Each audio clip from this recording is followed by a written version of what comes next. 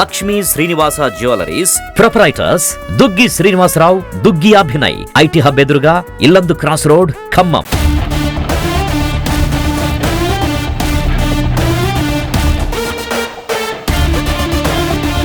నేను district fire officer ఖమ్మంని.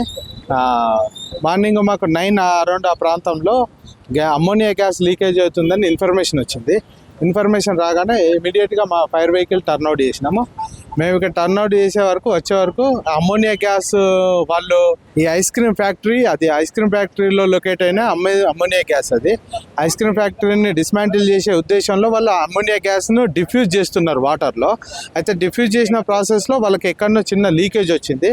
దాన్ని మా వాళ్ళు ఎందుకంటే అది టాక్సిక్ గ్యాస్, ఇన్హేల్ చేస్తే మనకు దానివల్ల రెస్పిరేటరీ ప్రాబ్లమ్స్ క్రియేట్ అవుతాయి. అది టాక్సిక్ గ్యాస్ కాబట్టి సో మా వాళ్ళు బ్రీతింగ్ ఆపరేటర్ సెట్ అని ఉంటుంది, బ్రీతింగ్ ఆపరేటర్ సెట్ వియర్ చేసి దాన్ని లీకేజ్ని అరెస్ట్ చేసినారు. At present there is no leakage. వాళ్ళు యాజ్ యూజువల్గా అమ్మోనియా గ్యాస్ను డిఫ్యూజ్ చేసేస్తున్నారు. అది ఇప్పుడు ఇక్కడ తొలగించడానికి మున్సిపల్ అధికారులకు ఎలాంటి ఇబ్బంది లేకుండా ఉందా? ఇక్కడ పానికి ఇబ్బంది లేకుండా ఉందా? ఇప్పుడు డిఫ్యూజ్ చేస్తున్నారు కాబట్టి ప్రాసెస్లో ఏం ఇబ్బంది అయితే ఏం జరగదు. అది ఒకవేళ లీకేజ్ అయితేనే ఇబ్బంది తప్ప డిఫ్యూజన్ ప్రాసెస్లో ఎలాంటి లీకేజ్ ఉండదు.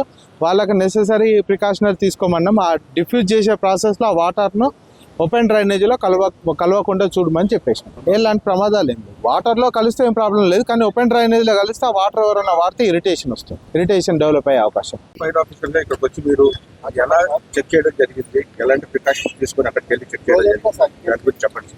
మాకు 9 o'clock ఇక్కడ అమ్మోనియా గ్లాస్ లీక్ అవుతుంటే మాకు కాల్ వచ్చింది. మా డిఎఫ్ఓ గారు చెప్పారు. వెంటనే మా టీంని టర్న్అవుట్ చేసుకుని ఇక్కడ స్పాట్కి రావడం జరిగింది. సో వస్తే ఇక్కడ ఐస్ ఫ్యాక్టరీ లోపల అమ్మోనియా గ్యాస్ ట్యాంక్ పైన లీక్ అవుతుందని చెప్పేసి మేము చూసాము. సో ఇమీడియట్ దాన్ని అరెస్ట్ చేసే క్రమంలో మా దగ్గర అవైలబుల్ ఉన్నటువంటి బిఎస్ సెట్స్ ఉపయోగించుకొని నేను ఆ తర్వాత మా ఇంకో స్టాఫ్ ఇద్దరం కూడా లోపలికి వెళ్ళి ఆ గ్యాస్ ఎక్కడైతే లీక్ అవుతుందో వాల్ మనం క్లోజ్ చేయడం జరిగింది. సో అది లైట్గా లీక్ అవుతుంది, కాకపోతే టాక్సిక్ గ్యాస్ కాబట్టి వేరే వాళ్ళకి ఇబ్బంది అవుతుంది కాబట్టి మనం అంటే బిఎస్సెట్ వేసుకుని వెళ్ళాల్సి వస్తుంది.